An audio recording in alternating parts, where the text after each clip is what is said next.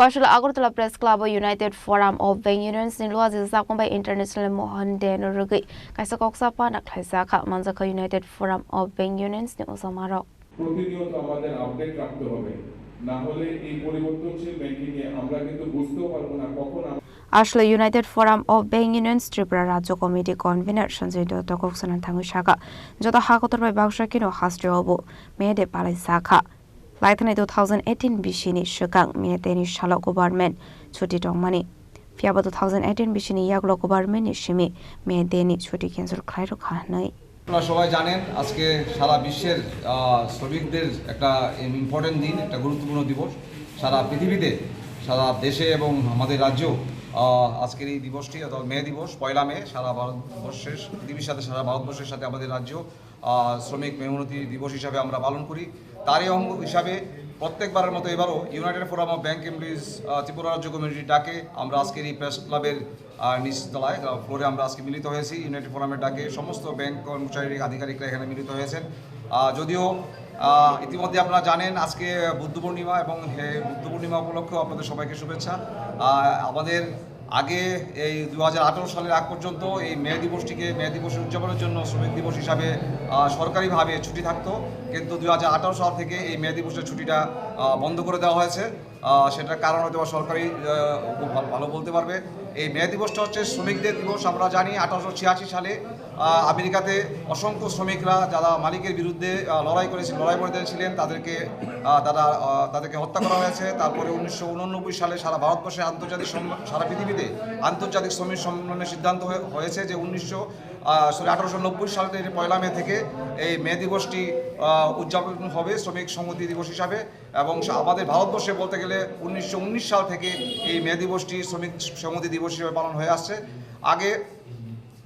আমাদের যে দাবি আমাদের যে পূর্বসূরীরা যে দাবি রেখেছিলেন যে 8 ঘন্টা কাজ 8 ঘন্টা বিনোদন 8 ঘন্টা বিশ্রাম শ্রমিকদের সেই দাবিকে মান্যতা দিয়ে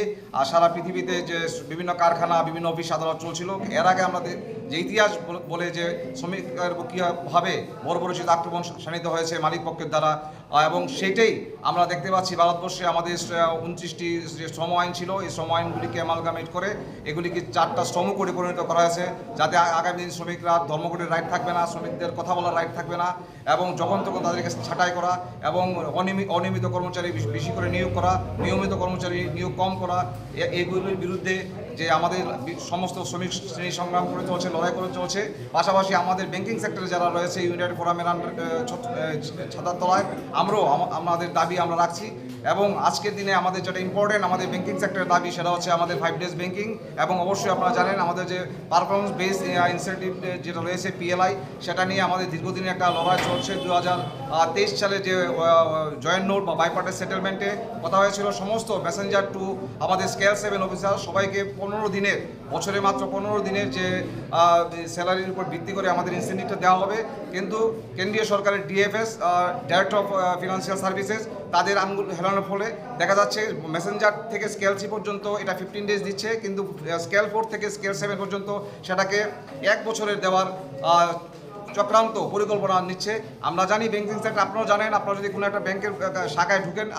আপনারা পরিষেবার ফ্রন্টলাইন পরিষেবা আপনারা যাদের কাছ থেকে পাবেন সেটা আপনারা পাবেন ক্লারিক্যাল আপনারা রয়েছেন সার্ভিস ম্যানেজার যারা রয়েছেন বা ছোটো ছোটো ব্যাংকে যারা ব্রাঞ্চ ম্যানেজার ফিল্ড অফিসার রয়েছেন all are under the scale 3 আমরা যদি অফিসারদের ক্যাটাগরি ধরি বা ক্লারিক্যাল ক্যাটাগরি ধরি আমাদের যদি সমস্ত ব্যাংকিং সেক্টরে 8 লক্ষের মতো কর্মচারী আধিকারিক আছে তার মধ্যে দেখা যাবে প্রায়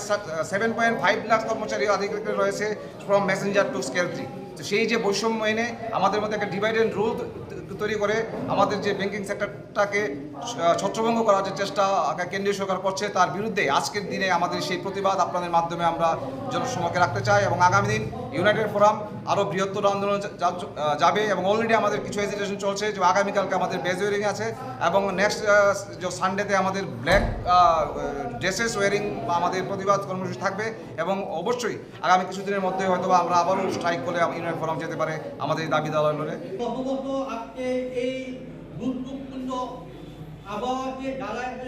Razok Ragul Nishime Omitni Koktul Chini Korang